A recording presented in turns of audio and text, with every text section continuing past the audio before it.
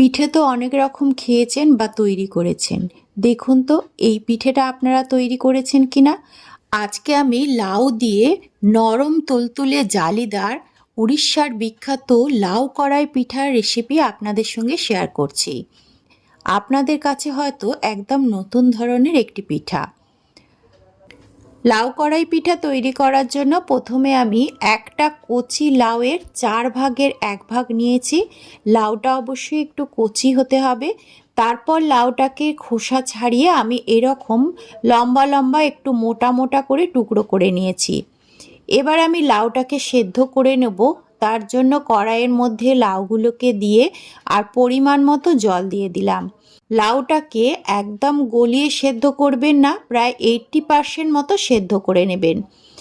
এদিকে আমি একটা পাত্রের মধ্যে আগের দিন রাত্রে 200 গ্রাম মতো আতপ চাল ভিজিয়ে রেখেছিলাম। লাউয়ের ওজন 400 গ্রাম, তার জন্য আমি নিয়েছি 200 গ্রাম আতপ চাল। চালের ডবল লাউ বা লাউয়ের অর্ধেক চাল আপনারা ব্যবহার করবেন। লাউটা সেদ্ধ হয়ে যাওয়ার পর আমি একটা স্টেনারের মধ্যে ছেঁকে নিয়েছি। এটাকে ভালো করে ঠান্ডা করে নিতে হবে। ঠান্ডা হয়ে যাওয়ার পর একটা মিক্সিং জারের মধ্যে আমি অর্ধেকটা পরিমাণ ভেজানো আতপ চাল নিয়ে নিয়েছি। চালটাকে আপনারা 4 থেকে 5 ঘন্টা অথবা সারা রাত ভিজিয়ে রাখতে পারেন।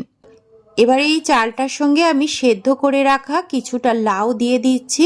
আর এর মধ্যে জলের ব্যবহার করতে হবে না, লাউয়ের জলেতেই চালটা মিহি করে পেস্ট করে নিতে হবে।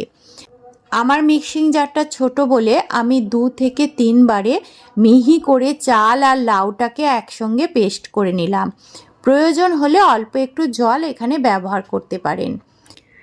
এখন দেখুন ঠিক এইরকম একটা স্মুথ পেস্ট তৈরি করতে হবে। এবারে পিঠেটা তৈরি করার জন্য আমি এখানে স্বাদ মতো নুন দিয়ে দিলাম আর দিয়ে দিলাম চিনি। মিষ্টিটা আপনারা নিজেদের মতো করে দেবেন। আমি এখানে 3 টেবিল চামচ মতো চিনি দিয়ে দিলাম। নুন আর চিনিটা দিয়ে খুব ভালো করে লাউয়ের এই মিশ্রণটাকে ফেটিয়ে নিতে হবে। আর মিশ্রণটাকে খুব একটা পাতলাও করা যাবে না আর ঘনও রাখা যাবে না। মোটামুটি এই রকম থিকনেসের একটা ব্যাটার তৈরি করতে হবে। এই ব্যাটারটা তৈরি করে নিয়ে এর মধ্যে আরও কিছু উপকরণ আমি যোগ করব। দিয়ে দিলাম কিছুটা পরিমাণ কুচনো কিশমিশ আর 1 বাটি নারকেল কোড়া। আর দিয়ে দিলাম হাফ চামচ এলাচ গুঁড়ো, এতে পিঠের মধ্যে সুন্দর একটা ফ্লেভার হবে। আর হাফ চামচ খাবার সোডা। এটা দেবার জন্য পিঠেটা খুবই জালিদার হবে আর খুব ফ্লপি হবে। সব কিছু বেশ ভালো করে মিশিয়ে দিতে হবে। বন্ধুরা, আজকের রেসিপি আপনাদের যদি ভালো লাগে তাহলে অনুরোধ রইল চ্যানেলটিকে সাবস্ক্রাইব করে ভিডিওটিতে একটি লাইক করার জন্য। ব্যাটারটাকে তৈরি করে নিয়ে চলে এলাম পিঠেগুলো ভাজার পদ্ধতিতে। প্রথমে একটা কড়াই নিয়ে নিয়েছি আর কড়াইটাকে গরম করে এর মধ্যে প্রথমে 1 চামচ মতো তেল দিয়ে দিলাম। তেল অথবা ঘি যে কোনো কিছুতেই আপনারা ভেজে নিতে পারেন, তবে সর্ষের তেলে ভাজবেন না। সর্ষের তেলে ভাজলে পিঠের মধ্যে একটা গন্ধ থেকে যাবে। সাদা তেল দিয়ে কড়াইটাকে আমি গরম করে নিলাম।